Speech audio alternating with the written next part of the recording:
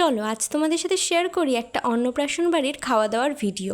স্টার্টারে ছিল 2 রকম items, chicken pakora আর coffee, যার মধ্যে আমি ক্রিস্পি চিকেন পকোড়াটাই খেয়েছি আর দুপুরবেলার অনুষ্ঠান যেহেতু তাই আর কফিটা খাইনি। এরপর মেন কোর্সে কী কী ছিল চলো সেটা তোমাদের সাথে শেয়ার করি। প্রথমে তো দিয়ে গেল প্লেট আর তারপরে 1 বোতল মিনারেল ওয়াটার, এরপর ছিল গন্ধরাজ লেবু আর তারপরেই দেখো পাতে পড়ে গেল নরম তুলতুলে নানপুরি আর তার সাথে চানা পনির। আর আমি তো এই নানপুরিটার ফ্যান হয়ে গেছি, এতটা পরিমাণে সফট হয়েছিল আর দারুণ টেস্টও হয়েছিল খেতে। আর নানপুরির সাথে এই চানাটা খেতেও কিন্তু বেশ ভালো লাগছিল।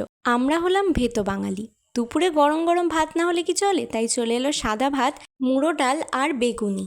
এতক্ষণ ধরে ভাবছিলাম ওই গন্ধরাজ লেবুটাকে নিয়ে কি করব। তারপর সবার মতো আমিও একটু লেবুটাকে ডাল আর ভাতের সাথে মেখে একটু বেগুনির টুকরো নিয়ে মুখে দিলাম। লেবুটা মাখার পর একটা আলাদা রকমের টেস্ট চলে আসলো, যেটা তো অতুলনীয় ছিল। আর অনুষ্ঠান বাড়িতে দই কাতলা হলে আমি কিন্তু সেটা একদমই স্কিপ করি না। প্রত্যেকবারের মতো এবারেও আমি নিয়ে নিলাম পেটির পিসটা, আর মাছটা সত্যি খুব ফ্রেশ ছিল। এরপর ছিল বাগদা চিংড়ির মালাইকারি। এর আগে আমি অনেক জায়গায় বাগদা চিংড়ির মালাইকারি খেয়েছি, তবে তাদের মধ্যে এটা ছিল আমার খাওয়া বেস্ট মালাইকারির মধ্যে একটা। মাছের পর্ব তো শেষ হলো, তারপরে চলে আসলো স্যালাড আর তারপর চলে আসলো মাটন কষা। সব রান্নাগুলোর মতো এটাও কিন্তু খেতে বেশ সুন্দর হয়েছিল। আর এই মাটন কিন্তু আমি একটু সাদা ভাতের সাথে খেতেই প্রেফার করি। কমেন্টে জানিয়ে যেও তোমাদের কোনটা প্রিয় কম্বো, সাদা ভাতের সাথে মাটন নাকি পোলাওয়ের সাথে মাটন।